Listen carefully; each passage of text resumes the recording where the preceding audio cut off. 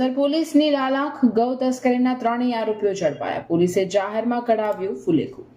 ભરૂચ જિલ્લાના જંબુસરમાં ગૌ તસ્કરીના કૌભાંડનો પર્દાફાશ કર્યા બાદ પોલીસે ગણતરીના કલાકોમાં જ તમામ આરોપીઓને જેલના સળિયા પાછળ ધકેલી દીધા છે. પોલીસે ઝડપાયેલ 3 તસ્કરોને સાથે રાખી પોલીસ મથકથી ડેપો વિસ્તાર સુધી પગપાળા લઈ જઈ રિકન્સ્ટ્રક્શન કરાવતા ગુનેગારોમાં ફફડાટ ફેલાઈ ગયો છે.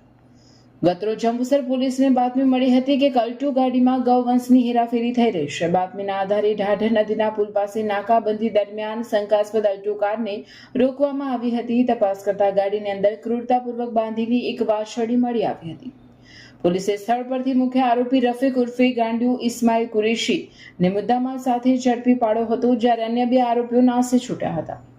નાસી છૂટેલા આરોપીઓને ઝડપી પાડવા ચક્રો ગતિમાન કરી જંબુસર પોલીસે ગણતરીના કલાકોમાં જ અતાઉલ્લા ઉર્ફે અટ્ટુ યુસુફ દશુ તથા ફૈઝુલ સઈદ લાંગિયા બંને રહેવાસી આછોદને પણ દબોચી લીધા હતા. જંબુસર પોલીસે કાયદેસરની કાર્યવાહીના ભાગરૂપે 3 આરોપીઓને સાથે રાખીને ગુનાનું રિકન્સ્ટ્રક્શન કર્યું હતું.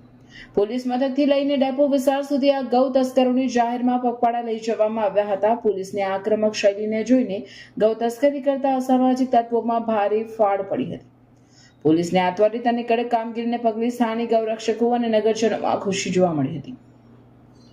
ગૌરક્ષકો દ્વારા પોલીસની આ કામગીરીને અભિનંદન પાઠવી બિરદાવવામાં આવી હતી.